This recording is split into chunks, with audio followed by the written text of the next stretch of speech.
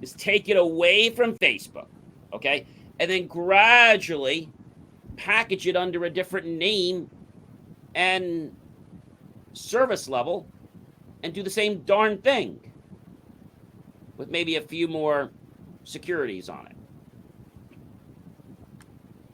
Yeah, it sounds like you're hitting the nail right on the head there, John.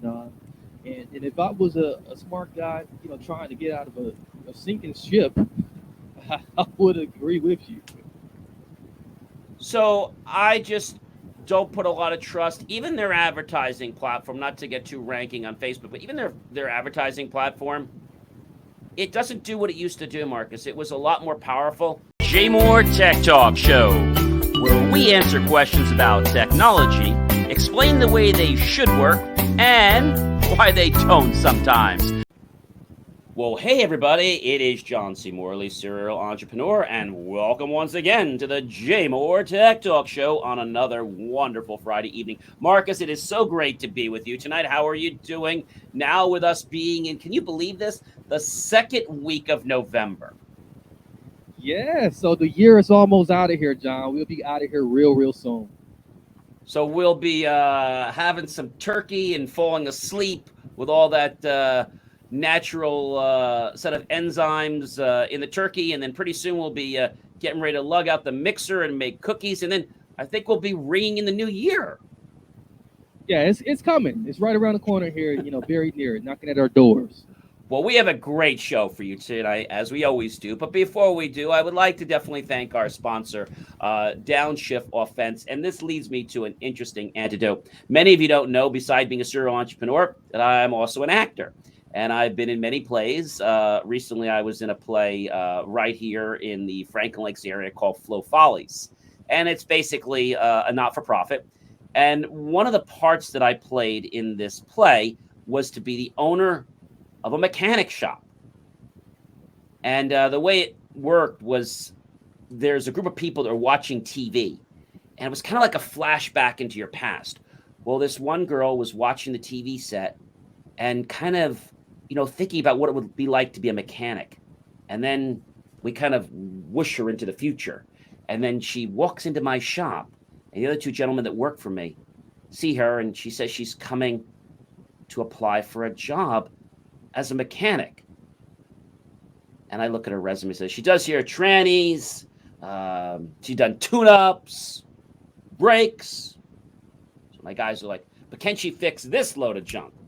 And she's like, move aside, guys.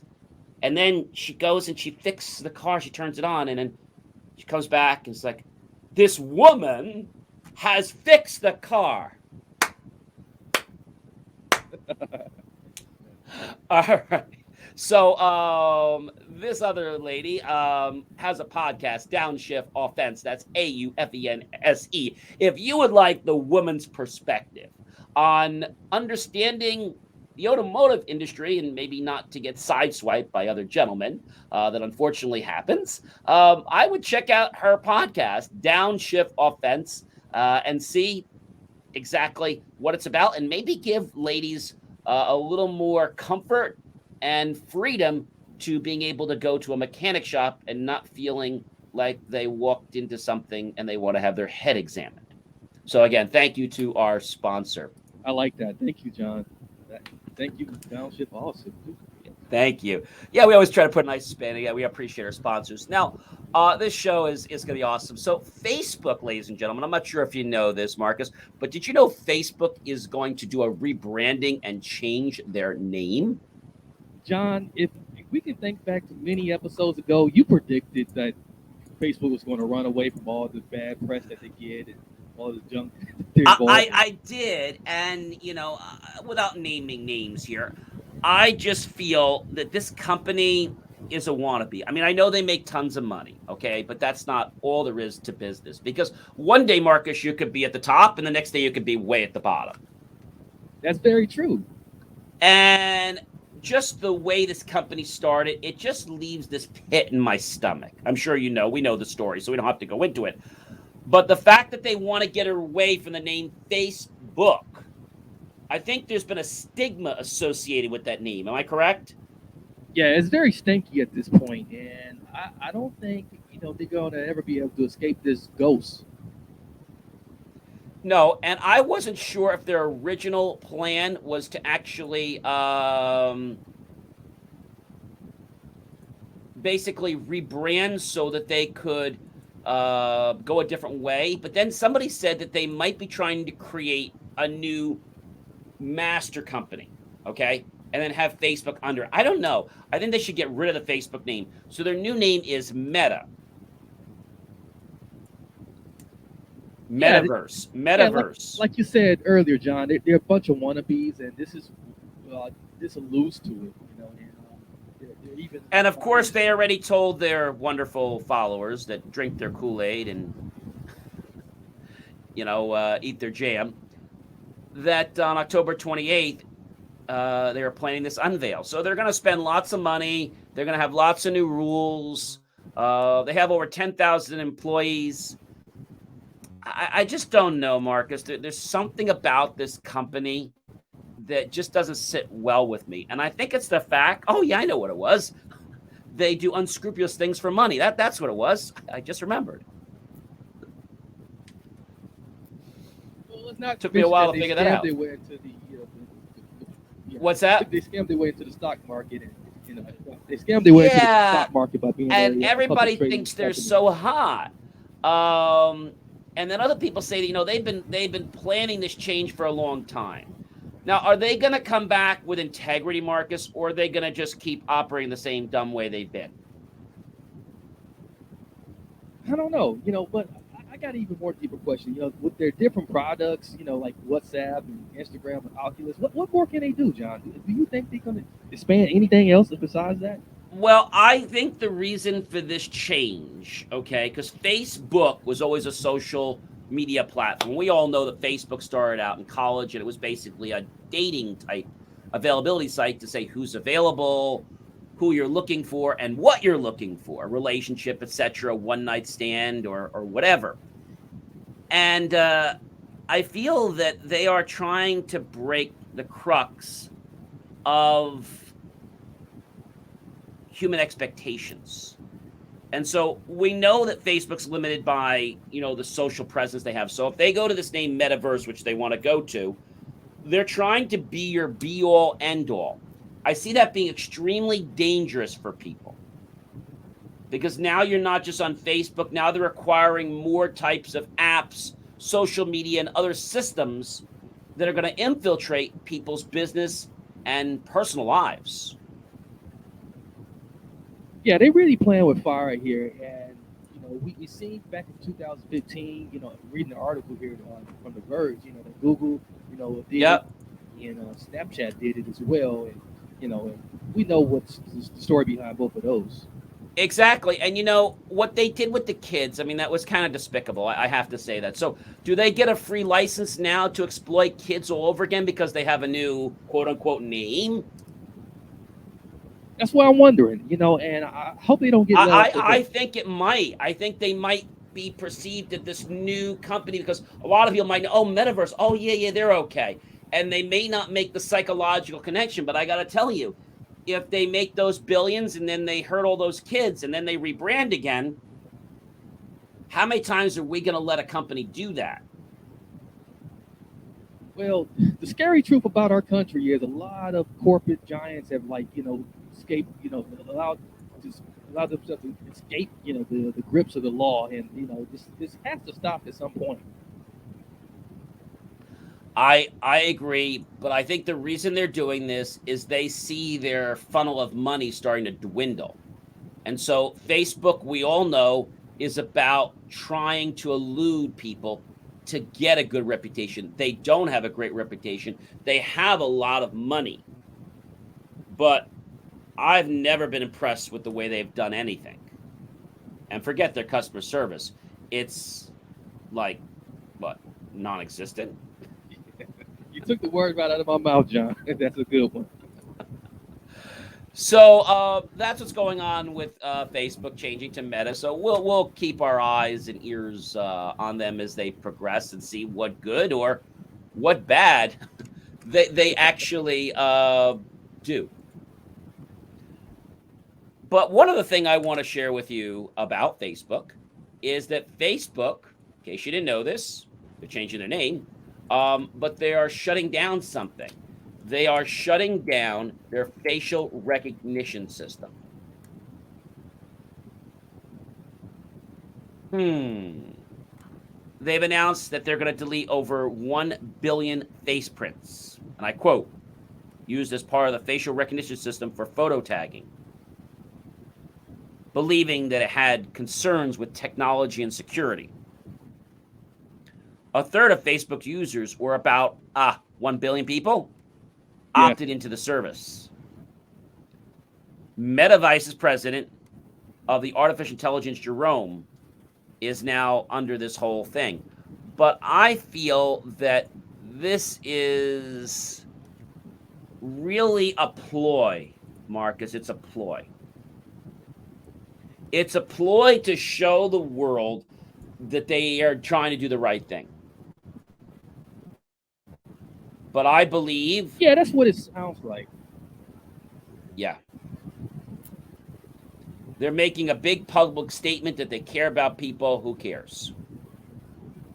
And it's funny that this all happened after the whistleblower happened to toot her horn. So, in case you're wondering, ladies and gentlemen, right? What's that? How convenient, right? I know. And in case you were wondering, I know you probably were, what's going to happen to those tagged photos? Well, a spokesperson for Facebook said, and I quote, there would be no change to existing tag photos or videos that were tagged using the technology. Just that there will not be a suggested tag in the future. So it sounds like they're going to keep certain parts of the data. They're going to delete the Facebook data, but they're still going to keep the data that was retained to create something, not the login, but they're still creating the asset to the person. What scares me the most about this, John, is the ability to sell off this information. Yeah, that you read my mind. I feel that Facebook, we know, is not credible. And anytime that they ask people for a passport or all this other nonsense, that's ridiculous. So what's it going to mean for assisting people with visual impairments? People will still be able to add text and tags to their photos and videos, but Facebook won't automatically suggest them anymore. All right, big deal. I'm sure they're going to store information in the back end. So what's going to happen to my face print? Well, according to Facebook, quote unquote, they say it will be deleted. I won't hold my breath on that one, Marcus. Yeah, and I'm quite sure that whatever we signed off on, it has some clear things that I may agree. not understand. And if you opted out of the service before this, or never opted in or deleted your account, Facebook said the face print would not be retained.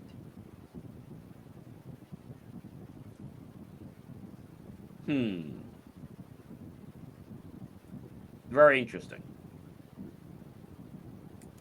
Because you also have a face print, when you use the software, like for Face ID, but I don't think Facebook actually stores your face print, though, for that. I think we're talking more of visual, like artificial intelligence, things like that. Yeah, we know there's a whole lot of visual on that platform. And they claim that only the person who has the face print could access the account user. Yeah, baloney. So the spokesperson said, and I quote from Meta, there are a number of potentially positive use cases for facial recognition in the future. So what they're trying to do is take it away from Facebook, okay, and then gradually package it under a different name and service level and do the same darn thing with maybe a few more securities on it. Yeah, it sounds like you're hitting the nail right on the head there, John.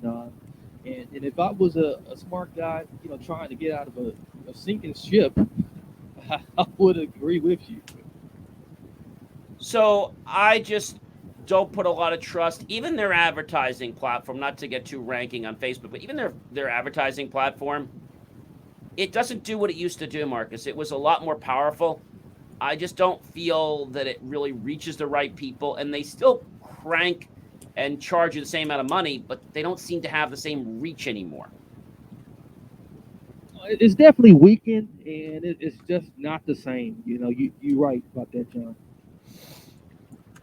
Speaking about our world and unlocking things, I don't know about you, but how many times have you tried to use your iPhone, even my brand new iPhone 13 Pro Max, and we're still wearing masks sometimes for the doctor's office, a hospital, and things like that.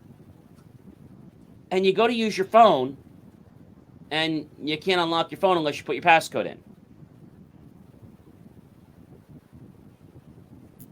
Yeah, I was having a lot, especially during the rise of the pandemic. Exactly. And then they added a new feature so that now you could make it very easy to put your password in to unlock it. But that didn't even work well because it was getting so confused. And they put a thing in there that you could just easily move to unlock the phone by just choosing it without having to wait for the delay timeout. So that was nice. So there's a new feature now that allows you to unlock your iPhone with glasses or a mask. That's very smart. Yeah, That's but actually wait, there's too a smart. catch. There's a catch. There's a catch. In order to do this, you must have an Apple Watch, and it needs to be paired with your iPhone. Sounds like a ploy to sell a watch. Yeah. So your iPhone and your Apple Watch need to have Wi-Fi and Bluetooth turned on in case you didn't know. But you don't need to be connected to the Wi-Fi network. Okay, big deal. Your Apple Watch needs to have a passcode, and wrist detection must be turned on. Your Apple Watch needs to be on your wrist and unlocked. You need to be wearing a mask that covers your mouth and nose, or sunglasses or ski goggles that cover your eyes. So let's talk about how to unlock the phone. It's really simple. You can basically just look at the screen, and then your watch, when you turn it up, basically will unlock your phone. It doesn't sound like it's worth all that effort, to be honest with you. No, it's not really worth it, especially if you're not looking to invest in a watch. Yeah, and you could spend anywhere from 300 to thousands of dollars. And these Right. Apple Watches, I don't know, if you have one of the old ones, forget it. They take forever to update. And the new ones are okay, but I don't know, they're clunky. You know what I'm saying? The UI on them, I don't think was designed as well as it could be. It was one of those products I think they just kind of rushed because they needed extra money. Yeah. So how to set up and unlock with your Apple Watch in case you're still with us and want to do that. You'll open the settings app on your iPhone. You'll tap the Face ID and passcode and then type in your passcode. You're going to scroll down to unlock with Apple Watch, then turn on the feature next to your watch's name. If your watch doesn't have wrist detection enabled, well, you're asked to turn it on, or of course, it will not work. So how do you actually unlock your iPhone with your Apple Watch? Let's tell you, there's 3 simple steps once you've purchased your Apple Watch and you've followed the steps that I've just given you. Really simple. Make sure that you're wearing a mask or sunglasses or ski goggles and that your Apple Watch is on your wrist and unlocked. Okay? Wake your iPhone by raising it or tapping its screen. Glance at your iPhone to unlock it. Then you swipe up from the bottom of your iPhone screen to begin using it. So, what they're doing is they're storing parts of your face, but I'm guessing it's not that great, so that's why they're using the iPhone, or that might be a ploy because I don't think there's enough data points to know whether it's me wearing a mask or someone else. Yeah, I think that's the scary part about it. So um, I don't know. I think it can get a lot of married couples in trouble and a lot of relationships Exactly. in trouble. And if you accidentally unlock your phone, your Apple Watch unlocks your iPhone successfully, your watch is going to give a haptic feedback, which is a little bit of a vibration, and shows an alert. So if you didn't mean to unlock your iPhone, just tap the lock button on your Apple Watch screen, and the phone will lock.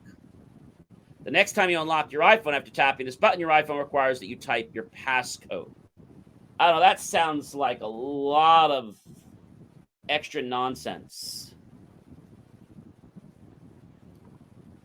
I don't know if it's worth the trouble. And again, if you don't have an Apple Watch and you're getting excited about this type of feature, I don't know if it's worth the money either. Yeah, and if we're looking right now, like I said, the price of an Apple Watch, they're all over. I mean, I think the cheapest Apple Watch you can get is a Series 3 right now for $229, and the Series 6 is about $430.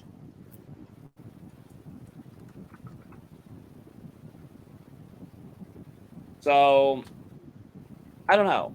But in case you were wondering, the most expensive Apple Watch, how much do you think it costs, Marcus? I'm going to say in the ballpark of maybe close to $999. Oh, $1 million? No, $999. Oh, I thought you missed a few zeros. Well, basically, the most expensive Apple Watch right now is $114,000, $114,995. $114,995. That's not even a down payment that I mentioned. Right, that's why I was saying, Marcus, you're missing a few zeros.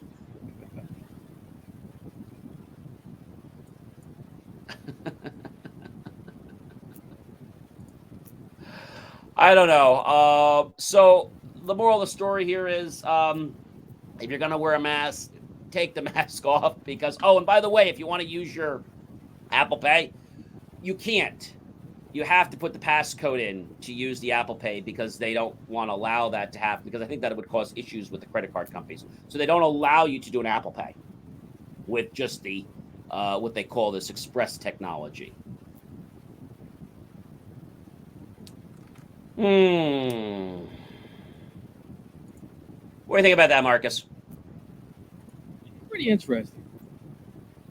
Yeah, but I'm not rushing to go buy an Apple Watch. I just think it's too much effort. Yeah, it is. My girlfriend, she struggles with hers quite a bit, and I don't know. I can't get into it, me personally. I get it. Now, I have something as a nice little segue. We all like to have fun. And, when we were a lot younger, we all had different toys from whether it be different, let's say, stick figures or G.I. Joe or other types of things. Or maybe we had remote control cars or we had pretend phones, right, that we could play with. We even had some things like the little thing where you'd pull the string and it would oink oink, or the cow, right? You have those different things. But really, they didn't seem like they were going to do much for us in the real world. What if you could use one of those devices, Marcus, to actually do something that business people or adults do every day? What would you think about that? It would be more of a novelty, but they definitely take you down memory lane quite a bit. Yeah, so one company uses the analogy to basically call your childhood. So there's a phone that you're probably very familiar with by Fisher-Price. It's been out many years. And you could buy it for $9.99. And it looks really cute, and you can, use the rotary to dial things, and it talks, and it's kind of neat, right? Great. But you can't really call anybody on it, can you? No, you can't. Well, recently, Fisher-Price made a working chatter phone for adults because they claim, quote unquote, we're all broken inside.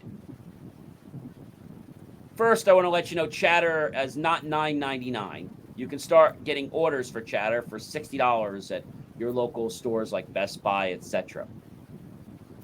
So now, if the baby's first phone that he or she plays with can now make an actual mobile phone call, that's pretty wild.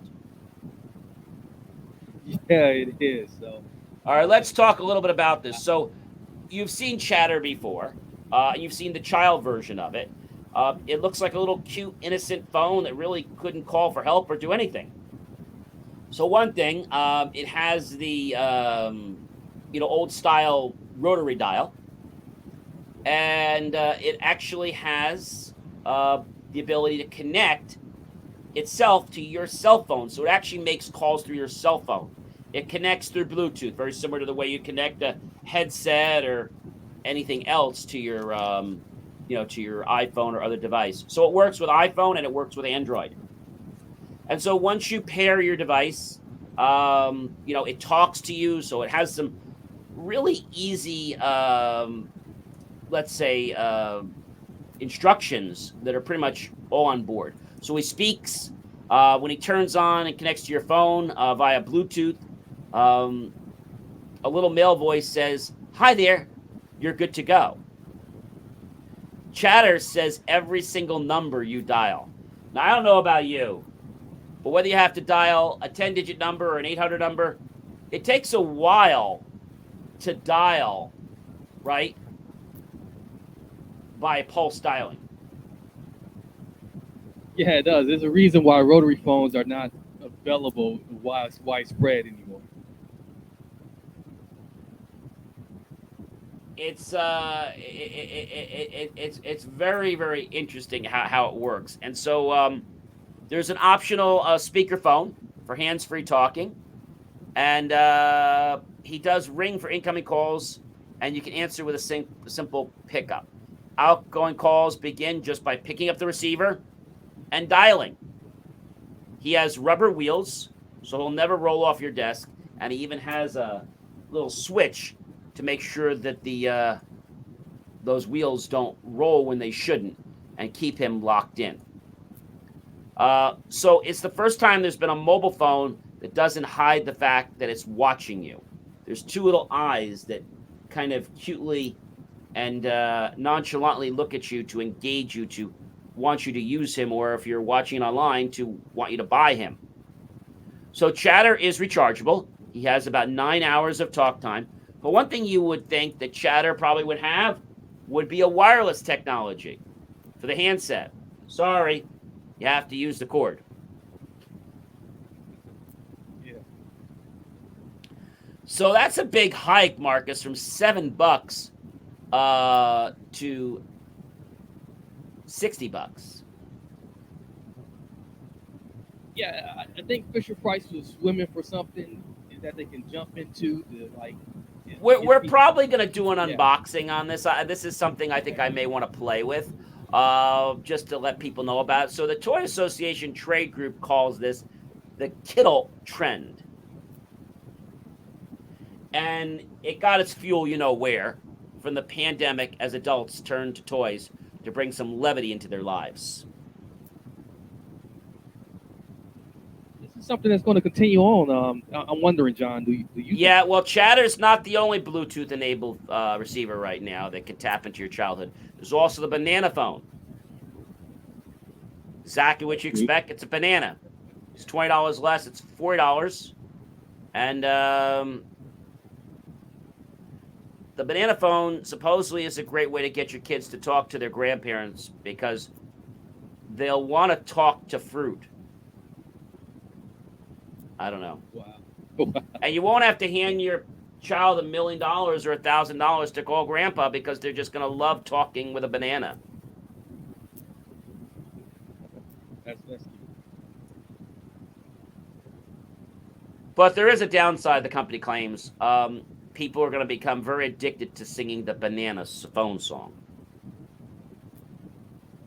So all in all, might be a time to get Chatter, but you might not be able to get Chatter because of everything happening.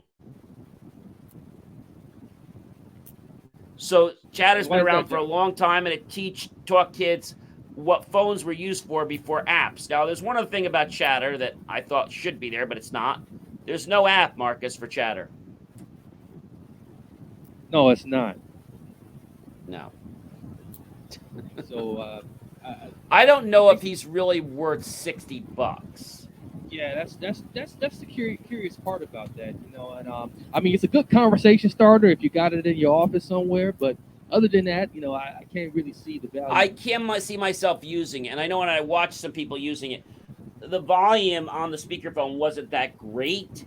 You actually have to turn the volume up on your phone because it doesn't really have a volume for the speakerphone on it. You have to turn it up because the volume actually comes through your cell phone. I don't know. I think it's a fad, Marcus. You know? Yeah, I think so too. Just like any other novelty product that may come out, and I think people are reminiscing from the Toy Story movie. So, and it's just Toy Story It, that that came that's exa- that's becoming exactly real. right. So this would be something to get that adult kid that has everything in your family, or that adult that acts like a kid all the time, because we're always a kid at heart. When you don't know what to buy him or her, but I would race to the store and get it soon because it might be sold out by the time you want it for your holidays. So we've talked a lot before, Marcus, about Alexa. All right. And there's some new things that happen with the new release of Alexa. I'm not sure if you're familiar with some of these, but there's a couple new things that they added to it, as well as something big that they took away from Alexa. So first thing they have is the new 2-minute drill on Alexa. Have you heard about that before?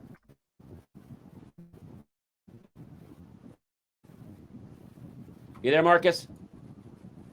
No, this is the first I'm hearing. This is the first I'm hearing All right. about this. So the 2-minute drill, um, you can ask Alexa to literally say, play the 2-minute drill for a short pregame show about any NFL team.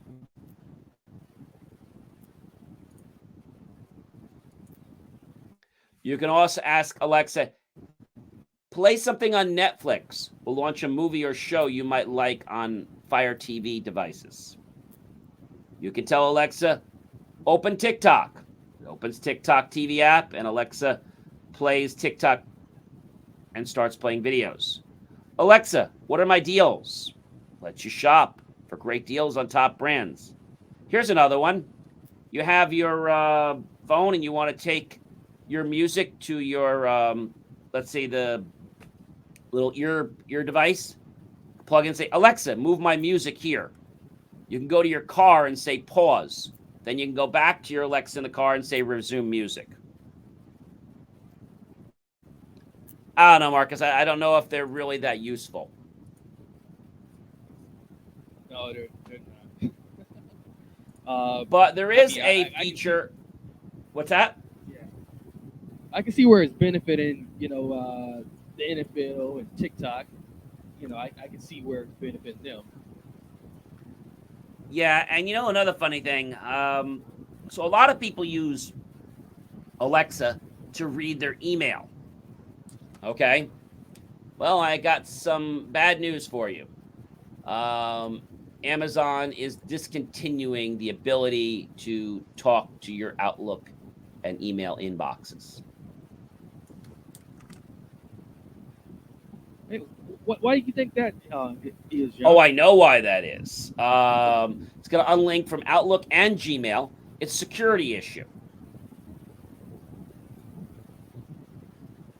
Yeah, and I think this is something people were pretty suspicious of, anyways, in the first place.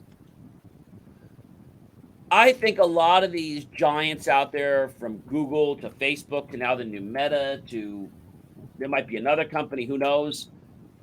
I just feel that they don't have the consumer or business owner's best interest in mind. No, it's all about self and profit and what you can do to you know uh, grab as much data as possible so that you can sell it. Yeah, but this is a problem now. You know what this also means? It's probably not going to be able to link in, it may not be able to link into your calendar. Alexa, what appointments do I have today? Oh, I'm sorry. I don't have access to your calendar anymore.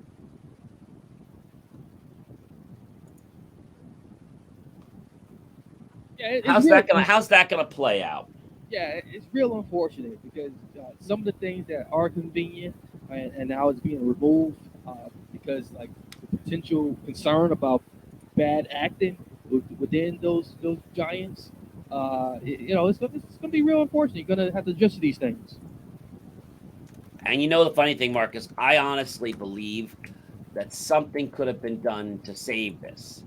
If there would have been a consortium formed to actually protect us, to make sure data was not being exploited. That's what I think. Yeah, no one stepped in front of this thing soon enough. They waited to the last minute. Technology advanced far faster than most of the common sense minds, if common sense even exists, of many of our so-called leaders. And so you know what they did, Marcus? They basically just said, okay, we're just going to take it away. Yeah, you don't do that to a spoiled child. I don't think it's the right thing to do. No, it's not. Right? Somebody should have stepped in. It's going to be kind of hard to fight for it to come back now. So for a lot of these things, a lot of these changes, you know, it's going to be quite interesting. It's gonna be interesting. I think if they would have just done the right thing, Marcus, this all could have been avoided. Yes, but I guess they just didn't want to bother. Not at all. Right? It was all about them thinking about themselves, and they just didn't want to do what they needed to do. I think it's terrible. I think they definitely should be really watching these things, because I feel, Marcus, that if people would keep an eye on these things, we wouldn't have these type of security breaches. That's right. We've talked about this before. Right? Yeah, exactly. Countless times, John, and So speaking about time and time again, time is interesting. We've all gone to the library, right? And we've taken out books before. Yeah. Well, there was a gentleman that actually had a book that wasn't 1 day or 2 days behind. How many weeks or days do you think that he actually had that book out? He returned it. I wonder if he racked up close to like 2 years worth. Well, one thing I want to tell you is in Bergen County, they stopped charging fines for books that are late. Okay? Now, you ready for the days, Marcus? I'm ready for it. You better sit back for this. They just decided to make it that there are no fines for books. Okay, they're late. They just decided to do that. And it's a good thing. His book, Marcus, was out 20,075 days. Wow. That's 55 years. Man, that's got to be a book that was long forgotten. And so most libraries charge what? I think they were charging like I don't know, what do they even charge now? How much did libraries charge for books? I can't think of the last time I've been late. Well, a lot of them I know here have stopped doing that. They've ended the fees. And I think it's an effort to get people to come back. New York has stopped it. New Jersey has stopped it. Okay, it was 25 cents per day was the average. Okay. So we said that he had his book for 20,075 days, roughly. Yeah. And times 25. He owes the library $5,019.50 plus interest. Oh, wow. So the bookstores really and the libraries really just wanted their books back. And the next question is, what was the book that he took out? Yeah, I'm very curious because if he was able to find that book and The Family Book of Verse by Louis Gannett. And he returned it to the Memorial Middle School Library, as the lady said the other day, a bit late Thursday evening this past week. 55 years too late. But the librarian said, better late than never. A man who went into the school a few days before Valentine's Day and spoke to a police officer there. He said he had something to return. The vice principal with the man said he had a copy of 1961, The Family Book of Verse by Louis Gannett. He borrowed the book from the school's library in 1964. He said the man received late notices about the book, but never thought to return it. He found the book while cleaning out his basement recently, and I quote, he was very active as a lacrosse player and wrestler when he was a student here, and he took the book out because he had a rich interest in poetry back then. The man said, instead of putting it in a slot, he felt like he should actually bring the book in. He felt guilty. Close quote. wow, that's a long time to have that on your mind. I mean, the fact that they released the fine, I think that just really says, like, boatloads right there. Yeah, it does. That probably was a big relief for him.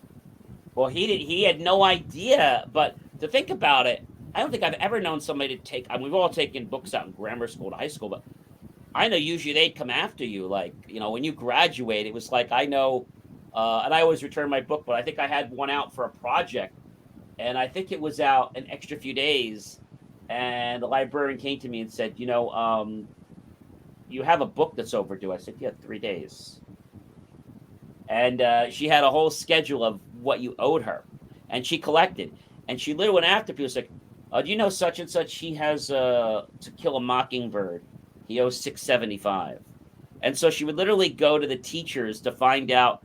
And what she would do is she would ban the kid from taking out future books. Yeah, that was very true for when I was in school too. And so there was one book that he wanted to take out and he couldn't. But then he needed to take a book out for his science class. And he says, I can't take the book out. Teacher went to the principal. The principal went to the library and said, Mary, you can't do this to him. He needs the book. Like, this isn't for him. This is for school. You have to let him take the book out. So she lets him take the book out. And as soon as that class is over, she was like right outside the door. Can I have my book?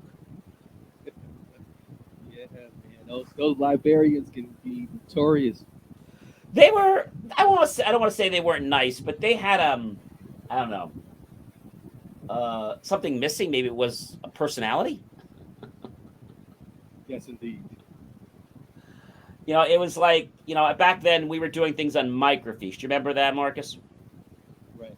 And you were looking up articles on microfiche. We had CD-ROMs, but microfiche was more popular. And whenever you had to copy on microfiche, it was more money than to copy on paper from the photo machine. I remember when I was doing photos, the photos weren't free. You had to pay for them. And then I remember going to college. I think at college it wasn't that. I think they charged 10 cents. Now it's probably a lot more. But you couldn't just put money in the machine. You had to buy a copy card that you could use anywhere around campus. And I remember whether I was doing, let's say, copies, or I was just trying to print out maybe a term paper, you had to have a copy card, even to use a laser printer. Yeah. And sometimes you'd have to print that out late, but then something went wrong with the copy card, and copy services was closed.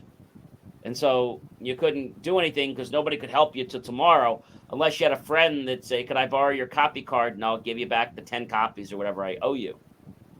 And then it was funny because, if you gave them, if you took 10 or 20 copies off their card, they didn't want money. It's like, here, I'll give you the money. No, I don't want the money. Just put the copies back on my card. Oh, jeez. So I have to go down to copy services. I borrowed 10 copies from Gwen. This is her student ID. I want to pay you. Can you put them on her card? Oh, yeah, we can do that. They didn't want the money, Marcus, because they couldn't use the money to make copies. The copies were more valuable than the money. I could give somebody $10, and they didn't want the $10. They wanted the $2 in copies. Even though they could go down themselves and put the $10 on and make 5 times more than what I was doing, or 3 dozen more, they were just lazy, Marcus. Yeah, that's very true. Well, we are coming to the end of another great show, but before we do wrap up, of course, I want to take this opportunity to especially thank our sponsor from Downshift Offense. That's Downshift, AUFENSE. And check out her podcast on the woman's perspective of the automotive industry. It might be something you ladies want to check out at any age, because I'm sure you're going to own a car, and you're not always going to be relying on the man to have your car fixed. Well, I hope you've enjoyed tonight's episode. Of course, if you would like to be a guest on our show, visit jmor.com. We have a brand new system. You can click on apply to become a guest. Fill out all the information. You'll go into our pre-vetting queue. And if our production team thinks that we're a match, we will schedule a pre-call with you. And after that, we will hopefully invite you to become a guest on the show. If you liked us to unbox a product, go to our website, let us know. You have to donate the product to us as well as send it to us. Remember, you can't tell us what to say about your product. So if you're looking to send us a lemon, don't expect us to turn in a lemonade, because we just don't do that here. We actually talk about great products and services, and we tell people the truth, the good and the bad. Well, ladies and gentlemen, I am John C. Morley, serial entrepreneur, and I'm sure you guys know by now that it is an extreme pleasure, pride, and an honor to be with you guys on the J Moore Tech Talk Show, as well as many of my other media channels that I hope you'll choose to check out. We got to say goodbye, but you know that we will be back next week, November 19th, just a week before Thanksgiving, with lots of great stuff, and I'm even going to have some Thanksgiving recipes that I want to share with you. Yummy. Yes. Well, have yourself a great weekend, everyone. Take care. Thank you for tuning in to the J Moore Weekly Technology Show, where we answer your questions about how technology is supposed to work and sometimes why you have challenges getting it to work that way. For more IT support and tips, just text IT support to 888-111. That's IT support to 888-111, and you'll get tips on technology. I'll see you next week right here on the J Moore Tech Talk Show. Remember, jmor.com.